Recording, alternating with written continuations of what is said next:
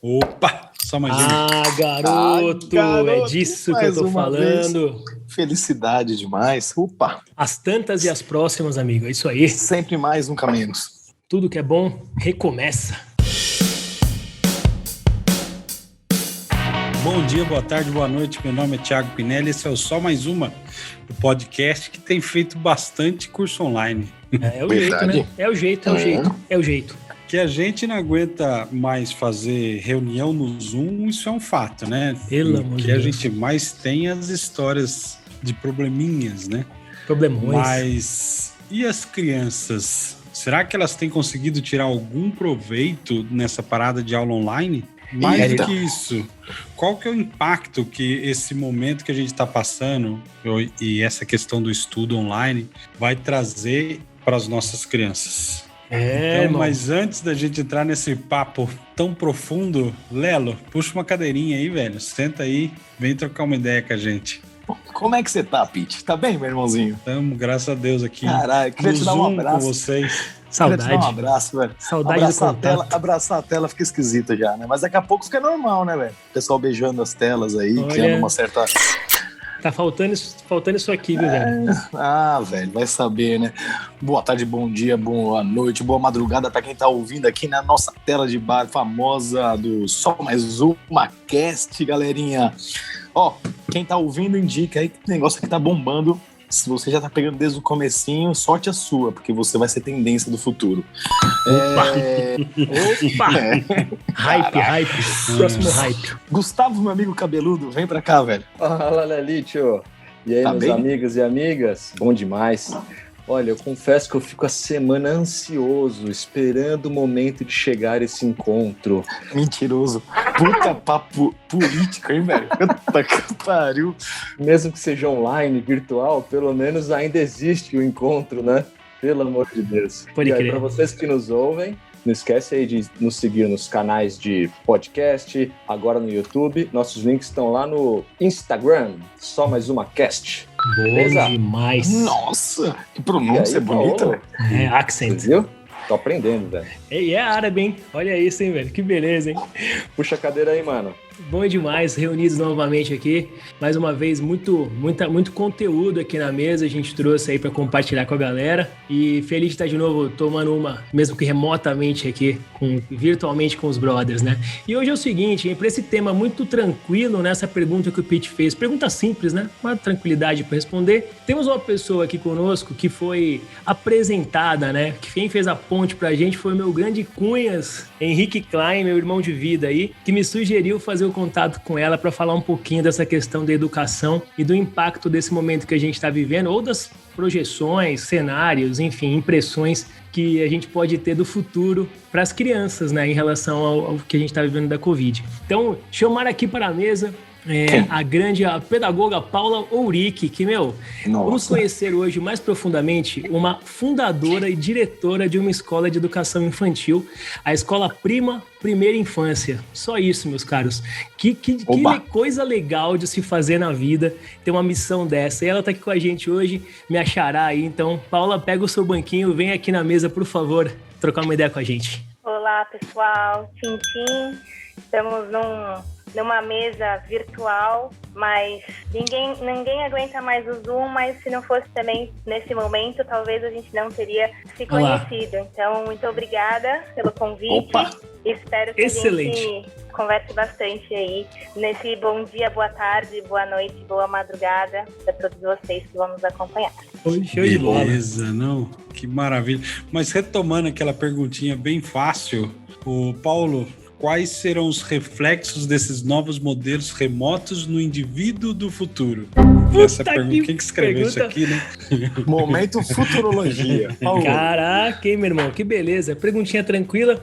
A ideia era criar um buzz aqui, né? Essa interrogação na cabeça das pessoas, porque hoje só tem aposta, né, meu irmão? Acho que só tem aposta. A gente tá lidando com isso no dia a dia. Assim, eu não tenho muita propriedade pra falar dessa parada, porque eu não tenho filho ainda, eu acompanho o filho dos outros aí. Então, eu sou mais um provocador dessa discussão do que alguém que dá pra colocar depoimentos isso aí. Lelo, assume a frente desse papo aqui, velho. Eu acho, Piti, nessa resposta, na verdade, em relação à educação, eu não sei, mas como eles estão tendo a aula perto dos pais e dos seus laços paternos e maternos, eu acho que o futuro vão ter pessoas mais humanas e menos frias, né? Mais coração e menos racionais demais. Eu acho que vai ser um futuro mais pisciano, vamos falar assim, né?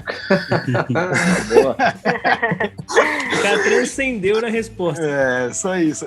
Então, mas essa é a minha futurologia. Eu acredito que, por exemplo, eu já estou um ano aqui com a minha esposa, junto com o Gael, 24/7, né? Sem parar, então... Mas ele não tem aula online ainda, né? Nem teve esse momento. A gente quase colocou na escolinha, mas sei lá. Pete, você, como é que tá achando aí das suas crianças? Você falou da aula online aqui, a gente tava conversando um pouquinho antes, você tem uma coisa que não funciona pra criança, é a aula online. É mesmo? Ainda mais criança pequena, como que você faz ela ficar na frente de um computador, né? Eu não sei, Paulo, qual que é a sua visão sobre isso? Pois é, a gente vai ter aí, se a gente for falar de impacto, a gente tem um impacto de uma geração que não sabe quais serão todos esses impactos, mas alguns deles a gente já percebe e já conhece. E o louco dessa pandemia é o quanto a gente vem aprendendo com ela, né? Então, há exatamente um ano, quando as escolas fecharam, foi um momento importante e eu acredito que as escolas precisavam desse fechamento, né? As crianças, elas sempre foram grandes transmissoras, né? Elas sempre tiveram uma grande carga viral, então, pela história da humanidade, elas eram muito perigosas, né? Todo mundo ficou com esse grande medo de que iam trazer esse vírus da escola para casa e passar para os idosos, para os avós, e que seria um grande caos. Então, tiraram as crianças de circulação. E a gente foi percebendo, na verdade, os cientistas ainda não sabem o porquê, mas o fato é que as crianças não transmitem tanto o coronavírus quanto transmitem os outros vírus, né? Muito doido isso. Então, hoje, os educadores têm uma outra postura diante da reabertura das escolas ou não. Então, quando fecharam as escolas, a gente sim tinha esse olhar, como o Lelo colocou pra gente, que as crianças, elas ficariam muito doentes e isso seria um grande problema. E elas em casa com as famílias, realmente, elas tinham muito que aprender nesse lar, elas tinham muito o que conviver mais com os pais, né? Porque nesse mundo moderno que a gente vive, os pais trabalham fora e essas crianças vão ficando tempo na escola, tempo com outros cuidadores, nessa correria. Então, foi sim um momento importante para as famílias reverem, né, o conceito de família, de estar junto. Só que com o tempo passando, vieram também tantos prejuízos, né, como a falta da socialização para as crianças, uma catástrofe na vida delas. A gente pega crianças de 1, 2 anos que tem 1 ano de pandemia na vida delas, né? Às vezes metade da vida, 1/3 da vida é uma vida de pandemia. E elas não saíram só da escola, né? Elas saíram dos supermercados, elas saíram das farmácias, elas saíram dos shoppings, dos parques, dos parquinhos. É um problema, de verdade. É um BO, né? O melhor amigo virou Bita, né, Paula? Problemático o negócio, né?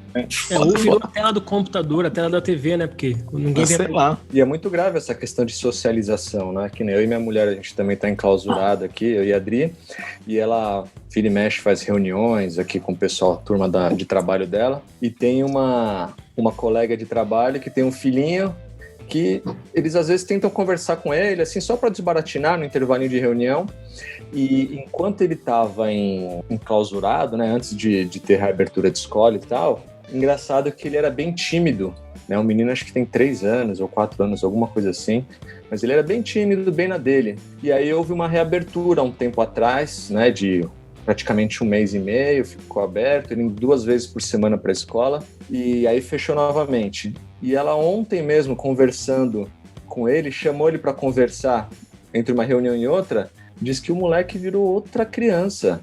Vem, conversa, puxa o assunto. E aí a mãe até falou, nossa, depois que ele voltou para a escola, que ele viu mais crianças, ele se soltou muito mais, ele parou de ficar fechado na dele. Então acho que essa questão de socialização talvez seja um dos principais pontos, né?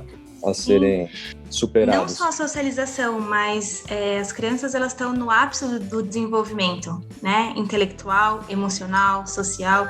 E as crianças, elas passam por períodos sensíveis. E um desses períodos sensíveis é a linguagem. Então, elas prestam muita atenção no que a gente diz e como a gente diz. Agora, imagina um bebê, uma criança de 2 anos, com essa interação, né? Você põe uma máscara, você perde tudo isso de como ela tá aprendendo a falar. Então, se a gente vai falar em prejuízos, né? Então, esse fica um que vai acontecer, né? Não, talvez um dos reflexos do futuro é a falta de expressão, né? A coisa da máscara, né? Bloqueia totalmente a percepção, né? Não sabemos se essas crianças vão ter algum atraso de fala ou não, mas enfim. Mas pensa que eles não estão vendo o rosto das pessoas por inteiro, né? No momento de adquirir a linguagem. Exato, acho que vale a pena lembrar aqui que a gente está falando assim de crianças da primeira infância, né, Paula? Vamos, né? Acho que a escola prima, você trabalha com a primeira infância até os seus 5 anos, 6 anos de idade, é isso? Sim, mas se a gente olhar para os mais velhos, tem a educação infantil, que para uma aula remota é muito difícil, até porque a gente vem há anos, enquanto especialistas, dizendo a exposição das crianças frente às telas, e de repente, né? Elas passam horas e horas em frente às telas, né? Putz. E aí, também num conteúdo duvidoso, porque sei que a gente vai falar sobre isso, mas já antecipo. A escola, do dia para a noite, precisou ter um conteúdo online. E vamos pensar na educação infantil. Que se a educação infantil está baseada nas relações e no cotidiano, né? Porque trocar fralda, alimentação, o sono, faz parte do currículo da educação infantil. Mas é lógico. E aí, de repente, isso você não faz online. Então, todas as interações, aí você fala, mas eu vou fazer uma super contação de história. Então, essa escola e esse professor não tem uma melhor câmera, não tem um melhor microfone, não tem uma melhor internet. Se você pega contações de histórias, de desenhos e conteúdos da cultura, de tantos outros que existe, é muito melhor do que esse professor ali tentando dar o melhor de si, né? Em contrapartida, os mais velhos, quantos adolescentes estão depressivos, ansiosos, porque eles estão numa fase de se conhecer, de descobrir o mundo, das relações e dos relacionamentos, e de repente isso não pode mais acontecer os encontros, né? Eles não podem mais ir pro bar e conversar. Você pensar que um primo meu, cara, entrou na faculdade, meu irmão. Ele teve o primeiro ano de faculdade com pandemia, né? Cara, então, como que você é bicho online, gente? Cara, loucura. Negócio terrível. Trote online, eu sei Trote online. Meu Deus do céu. Pedágio online. Tipo, não existe isso. Ontem eu vi uma formatura online, cara. Olha que louco isso. Nossa, que triste, né? Alguém publicou bons tempos. Acho que uma amiga minha publicou no Instagram que participou de uma formatura online. Caraca. E fazendo juramento e tal. Eu falei, caralho, nossa, velho. Só pela solenidade, experiência. Os melhores momentos da vida é a formatura, né? Pelo menos pra mim foi emocionante, foi demais. Épico. E não volta, porque quantas pessoas adiaram planos e continuam adiando? Chega uma hora assim, faz sentido você adiar a sua festa de 15 anos por 2 anos? É louco. Não, aí pelo amor de Deus. Mas quem adiou o ano passado para esse ano vai adiar de novo e não faz o menor sentido mais, né? Total. Tem uns caras que estão adiando o casamento aí, esses estão em vantagem, né? O pessoalzinho aí que tá com a prorrogação aí. Pite, velho. Desculpa aí, Carlinha, qualquer coisa. Paula, você falou das escolas estarem preparadas na internet. Como é que foi na prima lá? O impacto na sua infra? Então, na verdade, a gente foi na contramão, né? A gente não fez aula online. A gente entende e tem uma concepção de infância muito enraizada e a gente precisava ser coerente a todo o nosso projeto político-pedagógico. Então, se do dia para a noite a gente precisasse fazer esse tipo de online, a gente não seria, no mínimo, sensato, né? Se a gente luta pela cultura da infância, a gente ia colocar eles a tarde inteira na aula online. E aí, o que a gente fez... Fizemos muitas coisas, porque, na verdade, a escola precisou ficar 7 meses fechada, né? Então, não fizemos a mesma coisa desde o começo. No primeiro momento, a gente conversou com os pais e nós mandamos um arquivo para cada turma, né? Então, para cada faixa etária, com várias propostas para eles fazerem em casa. Então, a gente deu esse apoio para as famílias. Que os pais viraram os professores, os pedagogos. Então, entre aspas. Sim e não, porque na verdade a gente foi olhar justamente para esse cotidiano da casa. A gente foi mostrar para as famílias o quanto as crianças aprendem no cotidiano da casa, o quanto a educação infantil não é o livro, né? A educação em si não é preencher o livro. Por quê? Porque a criança constrói inteligência pela experiência. É isso aí. Então, se ela sentar aos seus 4 anos de idade e ficar ligando o número 4 nos 4 patinhos, que é uma atividade de material didático que a gente encontra hoje e encontra também em livros de 60 anos atrás, a gente acredita que a gente está ensinando algumas matemática para as crianças, por exemplo, né? E aí você pega essa mesma criança de 4 anos que ela liga lindamente os 4 patinhos no número 4, mas a hora que a gente pega 10 fichas ou 10 moedas e a gente enfileira essas fichas e pede para a criança contar, ela conta 1, 2, 3, 10. E aí você pega essas mesmas fichas e desordena, né? E pede para ela contar novamente. A grande maioria das crianças começa 1, 2, 3, 4, 7, 8, 9, né? E, na verdade, se ela tivesse aprendido, ela responderia 10. Porque ela tá vendo que você não tirou nenhuma, nem pôs nenhuma. Então, ela não tem a experiência concreta, ela não aprendeu. E a escola lida com isso. A escola acha que as crianças estão aprendendo desse jeito. E aí a gente vê muitos depoimentos. Meu filho ficou 1 ano e foi 1 ano perdido e ele desaprendeu. Então, se ele desaprendeu, é porque ele nunca aprendeu. Caraca, velho, olha essa frase. Pitinelli gravou, você registrou aí, Pitinelli, faça favor, hein? É verdade. Porque, nossa, boa, Paulo. Vocês concordam que o que vocês passaram pela experiência e que o que vocês sabem, vocês não esquecem? É lógico. Com certeza. Agora, quantos conteúdos da escola vocês esqueceram? Ô, Paulo, eu sou fã da ideia de passar pela experiência para aprender, porque decorar você não aprende, meu. Você só grava ali e já era. E aí eu faço uma outra pergunta. A gente ia pra escola e a gente não podia usar calculadora, a gente não podia fazer um monte de coisa. E a gente vem de uma escola conteudista. A escola é conteudista, né? E aí hoje, se vocês me perguntarem qualquer coisa que eu não saiba, eu posso pegar esse conhecimento do meu bolso, digitar e saber, né? Acabou com a discussão de bar, né? Exato. Né? Não tem mais o amigo que é o dicionário ou a Barça, né? Porque, na verdade, esse conhecimento fica raso. Exatamente. Wikipédia tá mantido ainda, o cara é meio violento, viu? Mas enfim. Mas olha que interessante, posso falar um parênteses pro Wikipédia? É uma enciclopédia colaborativa. Sim. Certo? É outro viés. O mundo, hoje em dia, ele é muito colaborativo. A gente não quer mais o mercado de trabalho não procura mais um profissional que saiba fazer tudo sozinho. A gente parte de uma prática democrática que a gente quer escutar o outro. Então, o Paulo traz alguma coisa, a gente vai olhar para essa ideia e trabalhar em cima dela, não é? Interagir. Exato. E a escola ensina como? Cada um faz o seu. Qual é a ideia da Paula? Qual é a ideia do Lelo? Se eu copiar do Lelo, eu tiro nota baixa. Eu não posso usar o que o Lelo começou e aprimorar isso. Eu tenho que fazer sempre do meu e partir do zero. Olha como a escola tá lá atrasada. Defasada, master, fato. É o que você falou, é muito focada, é voltada para aquele momento de economia industrial, né? Da repetição, todo mundo com uma atividade muito clara do que tinha que ser feito. O mundo mudou drasticamente, a educação não evoluiu, né? E a gente hoje é colocado à prova numa pandemia que tudo teve que evoluir rapidamente para se adaptar. A gente percebe esses gaps absurdos, né? O que eu achei interessante foi o que a Paula falou, Paulo, que assim, por exemplo, seria pelo que eu percebi, a escola prima ela tem essa linguagem mais construtivista, né?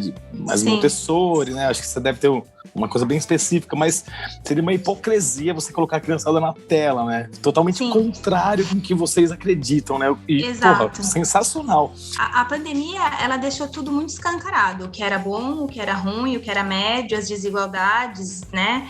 A verdade é que tá todo mundo na mesma tempestade, só que tem gente nadando, gente de iate e ok, o mundo é assim. E a escola trouxe a constatação do quanto as famílias são parceiras, né? A gente tinha isso muito consolidado e talvez não tinha tanta certeza disso.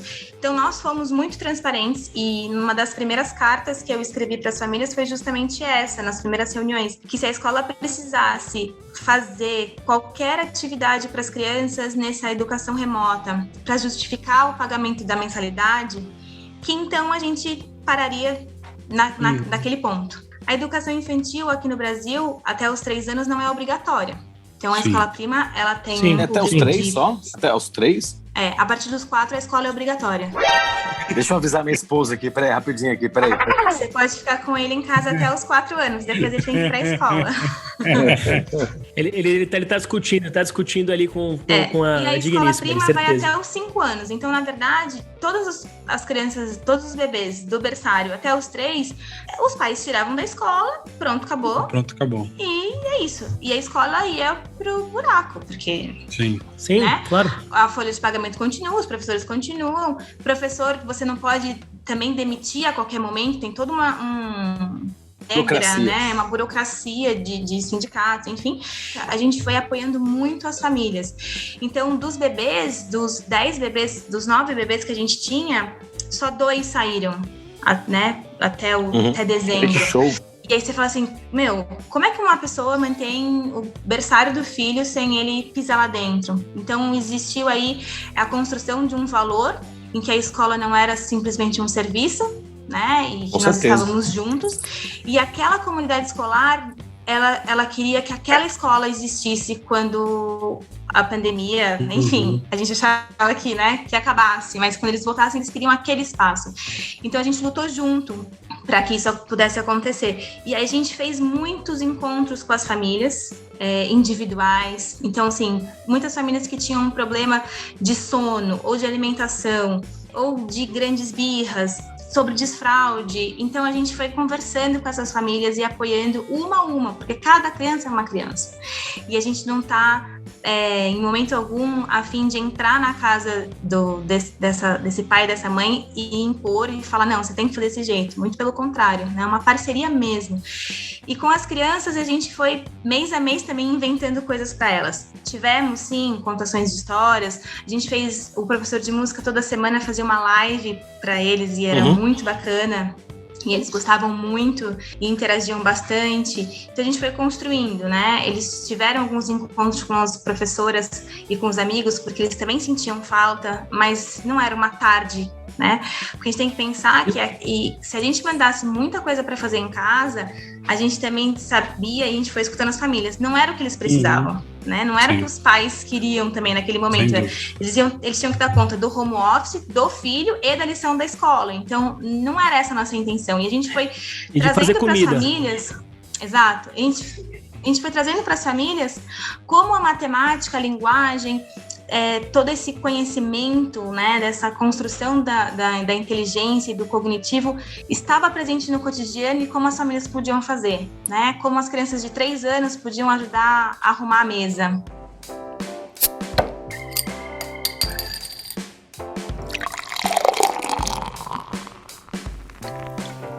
Paulo, vou dar um insight aí para a escola prima. De repente, vocês podem propor agora, no momento novamente de lockdown, aulas online para os pais. De repente, olha que louco.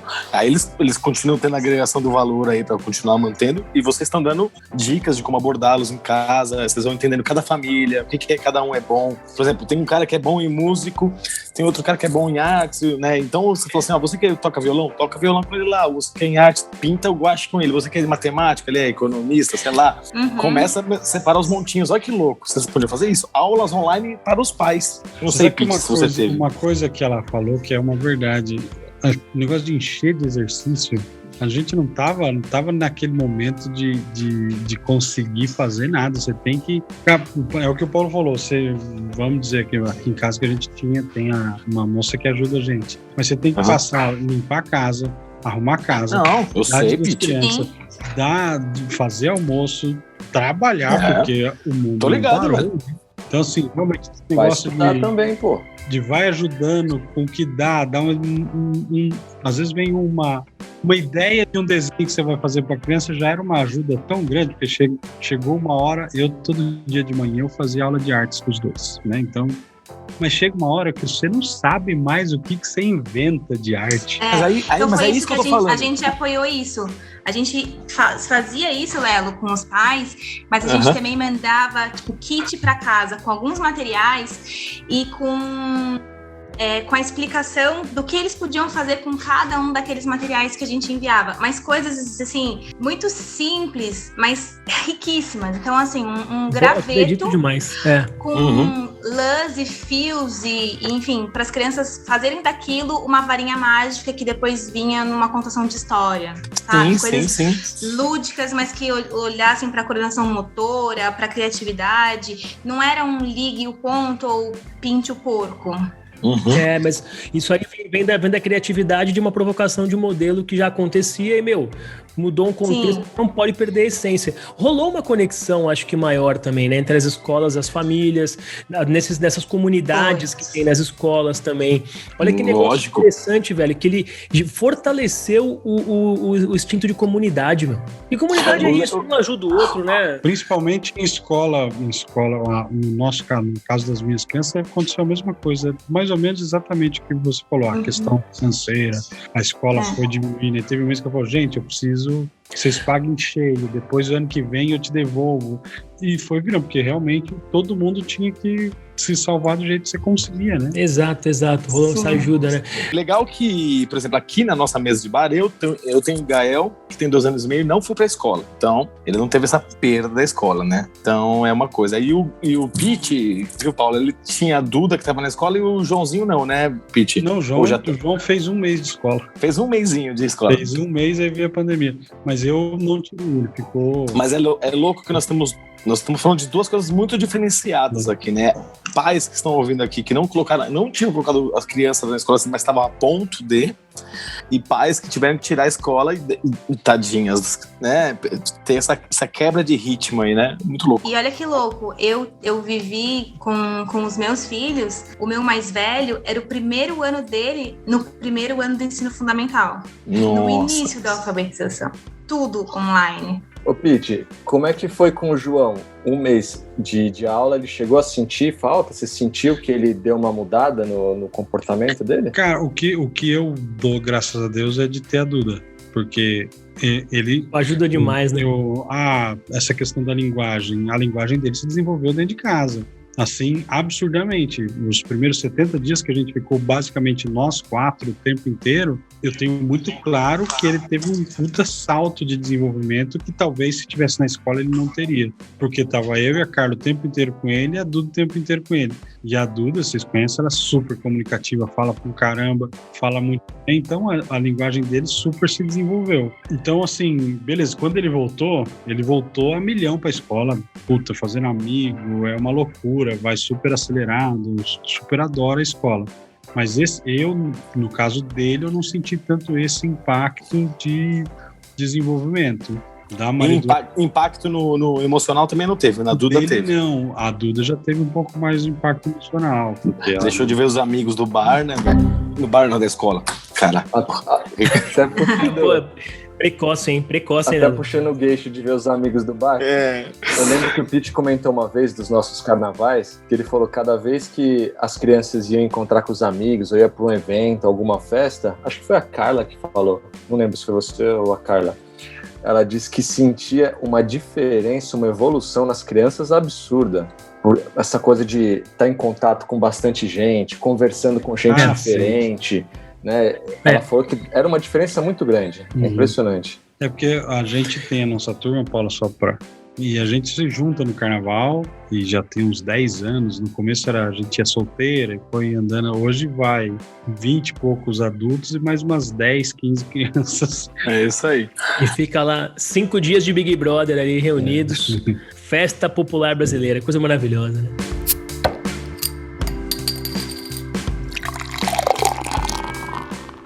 Mas, fazendo um gancho aí, com a realidade que a gente teve, que cessou de novo. Mas há 1 mês e meio, 2 meses, eu não sei se é só isso, mas voltou aí a possibilidade das escolas, né? Poxa, eu vejo pelo meu sobrinho lá, né, cara, que estuda lá com vocês também, né, Paulo? Mas eles falaram que, adorou, o moleque tava saltitante, os dias de aula pra ele tava brilhando, acordava querendo loucamente ir pra escola, ele já gostava, mas tava ao quadrado, né?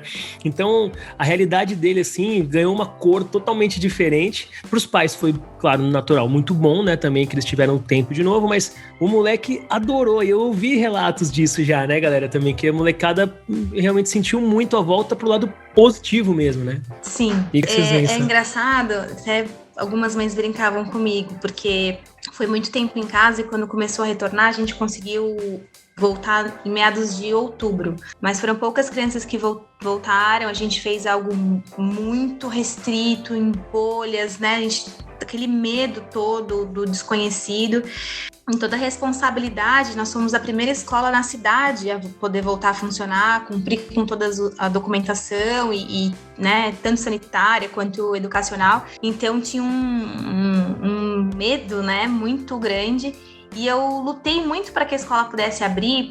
No começo eu frisei e deixei os pais muito tranquilos do o quanto eles estavam aprendendo em casa, né? Quanto eles estavam sim desenvolvendo a linguagem e que isso não teriam perdas. Mas conforme vai passando o tempo, hoje a minha luta não é mais para a escola ficar aberta porque os pais precisam trabalhar. Hoje a minha luta porque a escola precisa ficar aberta porque ela é um direito da criança. E a gente precisa deixar essas escolas abertas por eles. Eles estão praticamente há 1 ano sem escola. E a gente tem que lembrar, um parênteses importante também, porque muitas vezes a gente leva um assunto sério para a mesa do bar, né? Quase sempre. E são realidades diferentes no nosso país. Então, a gente está falando da dificuldade de fazer um home office com as crianças em casa, mas a gente tem que lembrar que a grande maioria das crianças que vão para a escola no país moram em comunidades. Muitas crianças precisam ir para a escola para comer, né? Muitas crianças, a escola é o lugar mais seguro que ela tem. Elas estão sendo violentadas, abusadas, estão comendo pior. Então, essa escola precisa voltar para essas crianças. Certeza. Ontem, né? E aí o déficit, sim, nessas crianças de aprendizagem vai ser de uma geração imensa. Porque pensa, se a gente já tinha uma escola... Lembra que a pandemia, o que estava ruim, mostrou que estava ruim mesmo. Porque a escola pública não pode voltar, porque imagina, não tinha nem papel higiênico, não vão ter os insumos, não vai ter álcool gel, blá, blá, blá. Gente, então, se as pessoas da comunidade já aceitavam essa escola que não tinha nem papel higiênico, então já tinha uma coisa muito errada, né? É que o coronavírus colocou no holofote. Então, a gente precisa olhar para essa escola ontem. É um problema para todos nós. Né? É um problema social e a gente mora nesse país. Então, toda essa criminalidade, toda essa violência, essas crianças que estão no momento de alfabetização. Então, o meu filho estava em casa com uma mãe pedagoga, com uma família com recurso, com livros, por mais que ele não tivesse todo o apoio que a gente gostaria de dar porque a gente estava trabalhando, é muito diferente de uma criança que realmente, né, perdeu esse ano. O porto seguro que ele tinha. O cérebro nosso, ele é plástico, né? Ele termina de se formar aos 21 anos. E do 0 ao 6, do 0 ao 7, gente, é o ápice. E tem algumas coisas que vão passando. E aí, se você for alfabetizado aos 9, 10, não é a mesma coisa. Né? Para você realmente ser um analfabeto funcional. Vai ter um novo humano aí, né? Respondendo a primeira pergunta de tudo aí. Ajudando aí a pensar nela, é isso mesmo. Ajudando a pensar. Um novo futuro que com a humanidade nossa aqui, viu, Paula? Eu não vou ser pessimista, não. Se ela tiver um atraso de aprendizado, eu acho que com pessoas como você, eu acho que a maioria da nossa roda, por exemplo, tem essa preocupação, tem um olhar mais pesado para isso agora. Acho que o podcast é prova disso, nosso episódio sobre isso, né? A gente tá percebendo essa deficiência do mundo, então tá mostrando que todo mundo tá preocupado com isso. Então, eu acho que a futurologia, para mim, é positiva, ela não é otimista, né? Não é pessimista, não. Eu acho que olhando por esse lado dos filhos, né? convivendo mais com os pais, entendendo também, claro, né, depende da idade de cada criança, mas vendo as dificuldades, né, porque o pai está dentro de casa, ele tem que trabalhar, ao mesmo tempo ele tem que arrumar casa, ele tem que cuidar do filho, de certa forma os filhos passam a ajudar dentro de casa, né, acaba sendo também um aprendizado, acho que pode até ajudar para que essas crianças no futuro sejam mais autônomas, né, porque elas vão entender um pouco mais da vida, né, o que você tem que fazer para viver, sobreviver, né? Sim, se você tiver um adulto de referência que te apoia, que tá ali junto, que você participa dos processos, né? Que a sua roupa não aparece limpa magicamente na gaveta, porque a gente depois vai fazer MBA em processos, mas a gente tira os processos das crianças, porque a comida tá sempre pronta na mesa, no prato, a roupa na gaveta lavada e passada. Então você, como adulto de referência, trazer esse cotidiano para as crianças é incrível. Mas se a gente parar para pensar quantos pais deixaram essas crianças por horas a fios na frente da televisão porque eles tinham que trabalhar, ou sendo cuidados por sei lá quem, do vizinho, do não sei quem. Não é porque não tem escola que as pessoas, muitas, deixaram de trabalhar, porque elas tinham que colocar a comida na mesa. Então ficaram em garagens, em escolas clandestinas, com cuidadoras. Então a gente teve um retrocesso aí enorme na luta pela educação. Bom né? ponto, hein? A gente teve um retrocesso da mulher no mercado de trabalho, que nunca foi tão baixo dos últimos 40 anos, né? Então, tem várias questões. Então, se a gente tem um adulto de referência, sim, a gente vai ter crianças muito mais autônomas. Já participei de aula online com crianças de 6 anos que sabiam habilitar e desabilitar o microfone, mudar o fundo e prestar atenção de um jeito melhor do que adulto que, de repente, fala, viu? Liga o seu microfone. Nossa, imagina. Daquele cursinho no meio da aula. Paula, mas eu vou completar. Imagina. E a treta do nosso olhar aqui do podcast, a gente vive numa bolha, né? Uma bolha aqui bem fechada, e a gente não tem essa noção gigante do Brasil. Não temos, né? É bom a gente admitir isso. Não temos, e a realidade da escola também não é. Porque tem muita escola que não tem nem saneamento básico. E como é que a gente vai falar de protocolo sanitário? A aula online é ruim, né? A gente ainda conseguia fazer aula online, a gente falando que a aula online é ruim. A gente ainda tem condição de fazer. Fato, a gente tem um exemplo aqui na Vila, né? Um colega nosso aqui, ele é professor de ensino público, né? Médio. E ele, no começo da pandemia, falava, cara, que assim, legal, vai fechar, as pessoas ficarem em cama. Como é que esse cara vai ter aula? Ele não tem dinheiro. Primeiro que assim, legal, ele pode até ter um celular, mas ele não tem crédito, ele não tem acesso à internet. Um tablet, pô, esquece, cara. Quem tem tablet, né? Então ele estava comentando que tinha na época, né? Eu não sei como é que evoluiu isso, mas tinham linhas que estavam sendo criadas para financiar pelas escolas o tablet ou o plano de internet para aquelas pessoas poderem acessar algum tipo de conteúdo de casa, mas é uma questão de infraestrutura, velho, e que é muito mais pesada e impactante do que a gente consegue enxergar, né? Infelizmente, mas imagina, cara, na realidade, aí esse gap educacional é aí que ele aparece e que ele é bastante sério, né? E quantas famílias pegaram aquele único celular depois que o pai chegou à noite e pegou a aula dos 3 filhos que a professora mandou no WhatsApp e fez e mandou. Nossa. Então a gente tem muitas realidades, né? Não dá pra gente generalizar. Então, a gente tem aquela mãe, aquele pai que não tem tanta condição financeira, mas que entende o valor da educação e que sempre foi um pai presente, que, né, sempre esteve junto na escola e que fez o que a escola também colocou, propôs da maneira que pôde. Então, é tudo muito válido. O que é muito triste é que as nossas políticas públicas nunca foram voltadas para a educação, nem para a saúde, nem para a pesquisa no país. Sim. E a gente talvez tá brigando, menos ainda, né, hoje. É uma briga política, e a escola, na verdade, ela saiu de um lugar que era o maior perigo do mundo e, de repente, ela virou um serviço essencial. Mas a gente passou milhões em verbas para reformar a escola, para colocar os insumos, os EPIs, os mas para voltar naquela mesma escola em que cada um senta na sua carteira, um atrás do outro. Então, a solução é colocar um acrílico. A solução não foi quebrar os muros e as paredes e deixar essa escola aberta e circular esse ar de um outro jeito e fazer com que as crianças aprendessem nas diferentes idades, que elas pudessem trabalhar em grupos, em comunidade. E essa comunidade não foi ouvida para levar soluções para dentro da escola. Cada escola tem uma realidade dentro da sua cultura. A escola, ela traduz, ela é reflexo da sociedade que ela está inserida. Só que Sim. foi absolutamente esquecido, porque a gente tinha que voltar para aquela escola conteudista. E aí a gente fala, poxa, hoje a gente tem ferramentas do mundo inteiro, a gente pode ter aula com um professor do outro lado do mundo. Em outro país, Mas que aula é essa? A aula do modelo da era industrial, né, Paula? Mas é que a questão dos certificados da vida aí, né? Que também vão perder o sentido. A revolução educacional, ela, cara, não tem como... Ela tem que acontecer. Ela é urgente. É urgente. Eu acho que essa etapa vai fazer, de fato, concretizar modelos como o seu, viu, Paula? Eu acho que vai fortificar... Vai fortalecer. Essa volta humana aí, sem plástico, mais madeira aí... Enfim. Mas, uma coisa é certa, né? Os modelos, acho que essas experiências estão fazendo com que modelos híbridos ou os novos, eles ganhem força, como você falou, né, Ela? Então, assim, teoricamente, com esses aprendizados, com essas experiências, acertos e erros, a gente está mais preparado hoje para lidar com uma situação dessa de fechamento, né? Essa segunda onda de lockdown aí que tá rolando, já tem mais ferramenta. Eu sei até que tem cursos aí que estão ganhando força de educação online para ensinar as pessoas a usar ferramentas, se portar.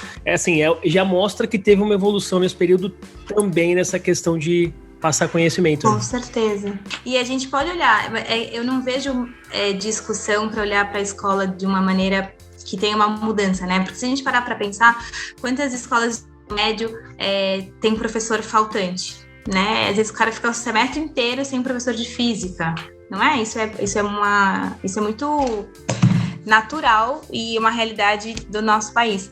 E aí, onde que pode entrar esse ensino híbrido? Em tantos momentos, né? Faz sentido para esse adolescente de 16 anos ficar das 7 da manhã ao meio-dia sentado naquela cadeira, naquela aula que também não vai para lugar nenhum, que com um monte de aula no YouTube ele aprende de um outro jeito. Então, eu não vou desvalidar a escola, mas a escola precisa parar de adoecer os nossos jovens e matar a criatividade das nossas crianças. Você respondeu a primeira pergunta. O futuro decretado. Mais hemorroidas.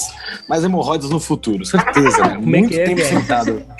Não, velho, mete o bistrozinho pra você ficar de pé. Pelo amor de Deus, velho. O que é? Não, mas a gente perguntou assim. Depois dessa história da hemorroida do Lela aí, velho, vou pedir a conta aqui. Não. Pode isso, velho. Só mais uma. Eu quero mais uma aula. Só mais uma. Vamos pro recreio.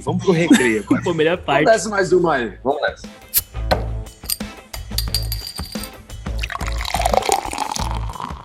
Recreio online. Tem recreio online, Paula? Dá pra fazer, você acha? Não dá, né, velho? Meu filho tem, recreio. gente. E é triste, porque eu vivo a outra realidade de mãe, né? Do mesmo jeito que eu venho construindo uma educação online diferente, mas eu tô falando da educação infantil, meu filho no fundamental, esses dias estava fazendo educação física online. Que é isso? Paula, você que assina... Você não pode desligar a câmera e, sei lá, dar uma volta no quarteirão de bicicleta? Eu fiquei pensando, mas aí também a realidade de cada um, né? É lógico. Ô, Paula, a dúvida aqui é a seguinte, você que assina advertência e você que assina que recebeu então também, é isso? Beleza, senhora. Mas agora vou um momento aqui, lembrar dos recreios. Pô, recreio eu trocava o lanchinho Mirabel, né, Paula? É isso aí, né? Guerrinha de Mup. Guerrinha de Mup, fazer aquele futebol com papel, com latinha amassada. Bons tempos, hein, velho? Mas a questão, o que eu acho que a gente pode puxar aqui... Futebol de latinha era bom mesmo, né? Era bom. Golzinho caixote. Mas a questão aqui, cara, que a gente pode também puxar aqui pra discussão será que isso, será não, né? O quanto que isso tá preparando essas pessoas para os próximos capítulos, né? A gente já falou algumas vezes aqui da evolução do mercado de trabalho, falou também da evolução do próprio aprendizagem, né? A gente comentou isso alguns capítulos atrás e assim, a gente, como você falou, né, Paulo, isso aí exacerbou, ele potencializou uma série de coisas que estavam se transformando. Então, hoje essas pessoas, né, essas crianças estão muito mais assim adaptadas a ter conteúdo de outra forma do que estavam um ano atrás. E a grande questão isso é mais um passo da nossa evolução ou é um passo mais corridinho, né, que a gente teve oportunidade de passar, preparando para esses próximos capítulos que a gente vai viver, cara? Esses dias meu filho tava brincando de Lego com um amigo online. Eles fizeram uma chamada de WhatsApp e o meu filho brincava em casa e o amigo dele brincava na casa dele. E eu comecei a ficar triste com isso. Nossa senhora, abriu um uísque ali, falei, não, pelo amor de Deus. Mas, pra ele, aquilo foi importante, foi melhor do que brincar sozinho. Exatamente. Total. Ele me pediu pra fazer isso de novo outro dia. Claro que ele pediu pra ir na casa do amigo. E eu expliquei que piorou ainda mais a pandemia, etc. Ele tá bem consciente, né, do que acontece. Apesar da pouca idade, eu coloco sempre a verdade pra eles, né? Mas eu falo, gente, eu sofri mais e achei isso muito mais triste do que ele. Com certeza. A gente que tá passando pela essa mudança forçada é a gente que sofre mais, eu acho. Com certeza. Porque a gente conhecia muito bem a outra realidade. Mas é porque vocês estão olhando por um prisma diferente, né? Você pensa bem, o que a gente está fazendo aqui é exatamente isso. A gente arrumou uma moda da gente se encontrar uma vez por semana e trocar uma ideia, tomando uma cerveja. E a Duda fez isso também. A Duda, ela queria brincar de pole, que é a bonequinha. Ela ligava pra amiga, a amiga pegava as pole de um lado, a Duda pegava... E não é que... Não é 10 minutos, vocês não estão entendendo. Não, gente. Ela ficava uma hora e meia brincando até acabar a bateria do celular. Exato. Mas é duro, né? Imagina, na inocência das crianças, você vê aquela cena que elas talvez não estejam entendendo a fundo o que está se passando, e nós mais velhos, naquela mente catastrófica, ao fim dos tempos, nunca mais teremos uma vida social, e aí você olha aquelas crianças afastadas por uma tela, fala, nunca mais vamos ter encontro social normal. Cara, depressivo, né? É que é ponto de vista mesmo. Talvez a gente não entenda o que tá acontecendo, né? É muito Eles louco. vão falar pra gente assim, pai, você viveu outra época, né? Porque olha só, eu vi um estudo faz uns 2 ou 3 anos, eu vou tentar pesquisar esse negócio, mas que assim, os videogames, né, que também tem tudo a ver, e a gente ficava vidrado em videogame, e os pais também ficavam pé da vida, que a gente ficava muito tempo nesse negócio, né? Mas as crianças que lidavam com videogame, naquele momento, estavam sendo assistidas para fazer uma tarefa, assistidas por uma inteligência X que o videogame tinha. Então você tinha ali um quadro que tinha a sua energia, o seu caminho para ir, o diabo 4. Essas crianças, e assim, a gente teve videogames mais no começo, né? Teve um pessoal que já pegou os PlayStation na vida mais pra frente. Mas tem um estudo mostrando que essas crianças estão mais adaptadas ao mercado de trabalho atual do que crianças anteriores ou que não tiveram esse tipo de interação. Por quê? A interação homem-máquina, a interação inteligência artificial e a inteligência natural, ela é o futuro, na verdade presente já, mas quem já aprende a lidar com isso na infância está muito mais preparado para exercer atividades no futuro, novas profissões e o caramba 4. Cara, é uma visão de evolução quando você levanta assim, a cabeça e olha a figura maior, que faz muito sentido. Aí agora essa galera teve um intensivão aí de um ano de conteúdo online. Não tô falando que é bom ou é ruim, e eu tenho uma outra criação, assim, a gente tem nossas raízes. Mas os caras deram um salto nessa questão de entendimento. O salto quântico que a gente fala às vezes em relação ao entendimento, aprendizagem e por aí vai. Mas a gente vai entender essa parada mais pra frente. Tecnológicas me preocupam um pouco em desumanizar o ser. Talvez a coisa seja tão online, tão sistemática, tão simples.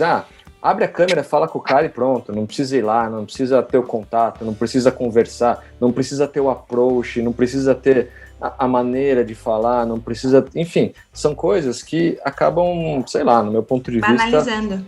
Banalizando as relações humanas, né? Sim. Então, acho que é uma linha meio tênue. Tem que tomar um certo cuidado. Total. Ou transformando as relações humanas, né, cara? É muito louco, porque hoje também, de outro lado, as pessoas estão mais expostas do que nunca. Então tem gente que expõe a realidade dela 24 horas por dia, muito diferente de qualquer história que a gente tenha ouvido no passado, mas eu não tô dizendo que você não tá certo não, Gu, que é um ponto de vista muito forte, mas as pessoas, né, as crianças, e quem tá nascendo agora já tá tendo uma outra ideia de privacidade, uma outra ideia de relacionamento, uma outra ideia de sociedade.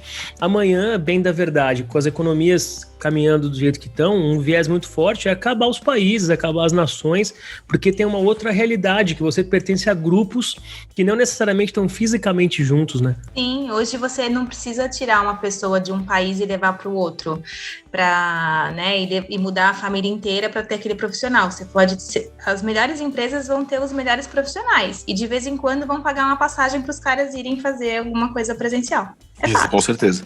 Ô, Piti. Cruel, amigo. Pensa num negocinho aqui pra gente dar aquela chorada. Mel na salada. Mel na salada.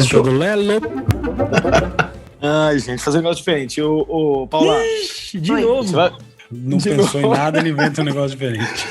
Não. Ô, Pete, ouve essa aqui. Eu tava pensando aqui, a gente começa a fazer um negócio aqui no nosso podcast, que são experiências caseiras, né? A gente fez agora há pouco tempo aí o do biohackices caseiras, né? E agora sim, a gente tá famílias em casa com suas crianças, né?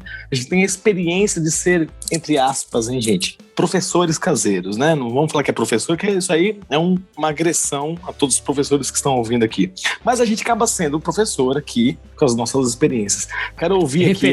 Referências. Não, a gente tem táticas, né? Táticas caseiras, né? Sim. Vamos dizer, pedagogias caseiras. E a Paula, que é a nossa júri, né? Pedagoga, a gente vai falar aqui, ó, eu e o Pete, com certeza, temos que dar algum exemplo real. O Paulo, como ele vive do meu lado, ele tá sempre com o seu afilhado, ele acaba sendo um professor também. E Gu, finja que você tem um filho e responda. Assim, como eu tenho que ser boazinha? Não, jamais. Tem que meter o pau. Não. Tá bom. Não, tem que ser. Não, Léo, tem que ser natural. Tá natural. Frio. Natural. Não, então eu vou falar aqui. Estão quase pedindo uma dose a mais agora para participar desse momento. Eu vou falar aqui o que eu faço com o Gael. Eu sou assim, boa tática, não é boa tática.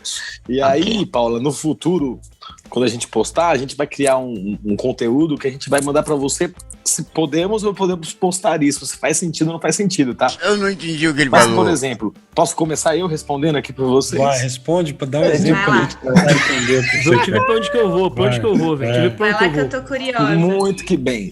Com o Gael aqui, eu dei uma torre Montessori para ele na marcenaria e eu faço a comida com o Gael todo dia para ele aprender o que é a comida e como é que ela é feita, para ele aprender a tomar gosto pela comida. E, por exemplo, fui fazer um ovo mexido, ele que já quebra o ovo com 2 anos e meio e pega a colherzinha e mexe, e joga sal, joga orégano e pau na obra. Páprica. Então, eu acredito que esse método é um método de saber, de fazer o Gael conhecer os alimentos, né? Que a gente é muito fã, no caso, né? Fizemos um método BLW aqui, enfim, Paula, mas eu acho que isso é uma parte de escola que a gente está fazendo aqui nesse momento de pandemia que reforçou muito. Muito bom. O que você acha? É muito abusivo para ele ou não? Abusivo. Eu acho que é belíssimo. Eu acho que não é uma tática de escola. Eu acho que esse é o ponto. Boa. É uma coisa de casa. Boa. Eu acho que as crianças precisam participar do cotidiano da casa. Sempre. Quantas vezes a gente dá o brinquedo para as crianças e elas querem o controle remoto, elas querem o celular, elas querem a chave do carro, porque elas querem o que a gente usa. Uhum. E aí a gente fica preocupado de dar bons, grandes materiais para eles. Então, acho que é isso. As crianças gostam de ajudar a separar a roupa para colocar na máquina. Elas gostam de ajudar do desafio de estender as meias. E o que eles podem participar aos 2 anos e meio? Então, ele pode sim quebrar o ovo, mas o que vai acontecer é cair um no chão. E ele vai... eles são pequenos cientistas, ele vai descobrir que cai, é frágil. Verdade. E ele talvez uma próxima vez até jogue um para ver se acontece a mesma coisa. Então, lembra quando a gente falou lá no começo que eles aprendem e constroem inteligência pela experiência? É isso. Então, não só ajudar a cozinhar, como ajudar a limpar, lavar, arrumar, Sim. organizar. A gente aprende organizando o nosso cérebro. A verdade é essa. Se a gente está num ambiente organizado, limpo, estético, a gente está... formando a nossa inteligência, e eles precisam participar disso. Então, na verdade, foi exatamente isso, Lelo, que a gente levou para as famílias. O quanto o cotidiano é rico e o quanto as crianças precisam participar disso. E elas perderam isso com esse mundo corrido que a gente tinha que hora para sair de casa. Então, a gente perdeu essa hora de sair de casa, a gente perdeu essa hora do trânsito. E a gente teve que parar e olhar para o tempo das crianças, porque as crianças não têm, né, essa noção do tempo. Então, eu acho que o que vocês têm feito com o Gael é muito bonito. Eu só não diria que é uma pedagogia caseira. Eu acho que isso faz parte da família. Não é, Caraca, então não é uma coisa não da escola. Eu não respondi minha pergunta. Né? Ô, Lelo, eu achando aqui que você ia vir com alguma coisa diferentona. O que você faz é ótimo. Mas assim, que bom que você faz. Se você não fizesse, esperasse que a escola fizesse, daí que a gente teria um problema. Não, então eu acho que eu não respondi minha pergunta. Errei. Isso aí Mas você deu um exemplo bom de construção da inteligência, porque é isso. Olha toda a matemática e ciência que está envolvido para fazer um ovo. E é isso que as crianças precisam, porque elas estão formando e fazendo as sinapses no cérebro. E depois elas vão acessar exatamente isso quando elas chegarem nas fórmulas, nas experiências, né? Colocar no concreto todo esse raciocínio lógico. Não, tá bom, Pete, eu vou melhorar aqui, vou me prolongar. Vou falar, deixa eu falar um bonitinho. Também você fez uma torre Montessori pra mim e as crianças ajudam a gente a lavar a louça. Tô fazendo certo. Não, então, peraí. Eu não respondi minha pergunta. O amigo mandou um presente feito por ele, olha o valor. Não foi um presente não, que eu paguei bem. Poxa, mas tudo bem, então vamos tirar essa parte. Mas tem suor e lágrimas, conseguiu vender um produto muito bom para o desenvolvimento valioso. do seu cotidiano. Pronto. Boa. Não, primeiro ele falou para mim, Lelo, você tem que valorizar seu trabalho, eu vou pagar, eu quero presente. Não? Aí você foi lá e comprou, cara, enfiou a faca, né? Pelo jeito. Não, acho que não. Faca, não. Barato pra cara. Preço justo. Foi no atacado ainda, porque comprei uma torre Montessori e 2 mesas de criança. É isso aí. E se você contabilizar o que isso vai refletir para o aprendizado e para a família, isso aí mesmo. Até chorei. Mas eu tenho uma boa aqui, Lelo. Deixa eu falar. Fala aí, Pitinelli. Isso eu aprendi com o Paulo. Eu perdi. Bastante tempo, eu fiz isso. E agora o João, toda vez que eu troco a fralda dele, agora, graças a Deus, estamos tirando a fralda dele, eu dou um tapinha no pé, tapinha bem forte para melhorar a circulação. Tá aprovado, Paulo? Excelente. Mas isso é método de é uma didática. É uma didática. É uma graça, tá vendo? Ele gosta. Ele gosta. A Duda não gostava, não. O João casca o bico. Deve adorar. Aí eu tô parado no sofá, marcando o toque, ele vem, vai melhorar a circulação. O pé é uma parte do corpo muito sensível, de muitos pontos de sensibilidade. Tem aí toda a medicina oriental baseada na reflexologia. Então, na verdade, ele acha engraçado e é um momento de vocês, ok? Se ele não gostasse, seria uma violência, mas se ele gosta, tá tudo certo. Talvez, Paulo, talvez eu vou mudar, então não é uma pedagogia caseira, nós estamos falando aqui, nós estamos falando de métodos de experiências caseiras. Então eu vou te provocar. Pelo jeito, você mexe com coisas de madeira. Também. Verdade. Isso. E aí a minha pergunta é, o Gael tem a chance de usar um martelo e fazer alguma coisa de vez em quando? Usou hoje. Fez isso essa semana, mano. Ele entra na marcenaria comigo lá, eu faço uns furos com a furadeira, aí ele coloca as cavilhas nos buraquinhos. Olha lá a experiência. E aí eu vou voltar para uma fala que você teve já faz um tempo, quando você falou da questão dos brinquedos de plástico, de madeira, o quanto a escola, como a escola primária, estaria se consolidando nesse momento. E aí, por que a gente olha para a madeira e não só, e tanto para o plástico? Acho que talvez uma curiosidade, mas algo importante para as pessoas saberem. O plástico, ele tem sempre a mesma textura, a mesma temperatura e aquela cor gritante ou pastel. E a madeira, ela traz para a criança algo natural. Ela traz uma temperatura diferente, um peso diferente, uma textura diferente, ela traz veios, ela traz... Tem vida, né? Ela é rica. Teve vida, né? A gente fala que ela é um material rico. Dentro de um mundo hoje que é tão voltado para o consumo, a gente precisa trazer essa natureza para a criança, né? Com certeza. Quando a gente olha para essa matéria... E aí a gente pode voltar para a matemática, para a ciência, para a física, para as conexões, porque as pessoas adoram filosofar na educação, mas não dão tanta atenção. Mas quando a gente leva para o lado da economia, né, o quanto isso vai desenvolver a inteligência, e as pessoas gostam. Então, acho que é isso. Não é aqui meter o pau no plástico, mas é olhar para isso. Vamos meter o pau no plástico, sim. O Gael tem olha que privilégio, a oportunidade e o privilégio de poder martelar com um martelo de verdade, porque geralmente a gente dá martelo de plástico. Chapolin, e aí a criança pega um martelo, que não é um martelo, que não tem peso de martelo, que não tem um material de martelo para brincar de martelar, porque é mais verdade. seguro. Olha isso. E às vezes tem um pessoal aqui na vila também, Paulo, eu vou completar, que é da Waldorf e tal, enfim, e ele falou pra mim um negócio assim uma vez, que foi muito legal. Ele falou, Lelo, eu deixo ele fazer as loucuras, o moleque com 5 anos tava fazendo cimento, Pete, o moleque tava fazendo cimento. Aí eu falei, velho, Lelo, ele não vai morrer. Olha o Thomas, viu, Paulo? Ele falou assim, Lelo, ele não vai morrer, né? Não vai morrer. Então, taca a ficha, velho, toca a ficha. Então, Deixa o moleque passar pela experiência real do negócio mesmo. E de fato, deixei o martelo com o Gael. Falei, filho, ó, se cair no seu dedão, vai ficar roxo igual o outro, porque já caiu a madeira no outro dedão, né? Então usa a cabeça aí, né? Vida intensa do menininho, 2 anos e meio intenso já. Intenso. Não, tenso não. Intenso. Mas essa pergunta, a minha pergunta aqui, acho que perdeu o rumo aqui, hein, Pete? Se eu tivesse vai lá, filho, eu ia seguir justamente a questão da vida real. Eu ia colocar meu filho para higienizar as compras de mercado. Ia falar, ó, vem aqui, filho, ajuda nós aqui, porque esse negócio é um saco. Olha como a vida é difícil, ainda mais numa pandemia. Tô brincando, Tá. não sei fazer com meu filho. Gustavo, eu acho que nas primeiras compras você ficaria meio neurótico, não deixaria ele nem encostar. Uhum. Depois que você passasse o álcool, talvez você deixasse ele guardar. E aí, depois de um tempo, você fala assim, meu Deus, será que eu vou mesmo higienizar isso? Acho que eu vou higienizar só os das crianças. Sabe o nosso relaxamento de ser humano? Mas no começo você fica tão neurótico, você não sabe o que é, que você não deixa eles nem encostarem nas compras. Mas depois acho que eles vão guardar e vão ajudar sim. Né? Então, a minha didática aí, porque eu aprendi com o Lelo também, observando com o filho dele, que eu acho que é animal e eu faço também, é que eu discuto com a criança e negocio com ela como se eu estivesse falando com uma pessoa adulta. Então, assim, tem que acabar daqui 1 minuto, tem que fazer mais 2. Quanto que a gente vai fazer disso? 3? Pra poder dar um tempo, né? Porque senão a criança não sabe quando vai terminar e quando você quer parar, você fala, acabou. Aí o moleque vai chorar pra cacete.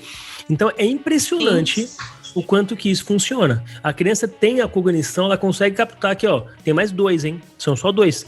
Quando você terminar o segundo, vai ficar muito mais fácil você ir para outra atividade e dormir. Bom demais. E o Paulo faz isso mesmo. O Paulo faz isso com o Gael. E é uma questão de respeito. É como se alguém aprendi. chegasse agora e desligasse a nossa gravação e falasse, pronto, agora acabou, você tem que ir pra casa. Mancada, A gente não ia verdade. gostar. Não É famoso tirar o pirulito da boca com a boca fechada, né? Não dá. O adulto faz isso porque ele tem a força, ele tá no comando, Exato. é ele quem manda, então vem de uma coisa de autoridade. Eu vou mudar só pra gente lembrar lá na frente, na verdade não é pedagogia caseira, são métodos de experiências caseiras com as crianças, beleza? Experimentos educacionais caseiros. Pronto. E aí, Paula, a gente vai te mandar, se aprova, a gente posta. Fechou? Fechou.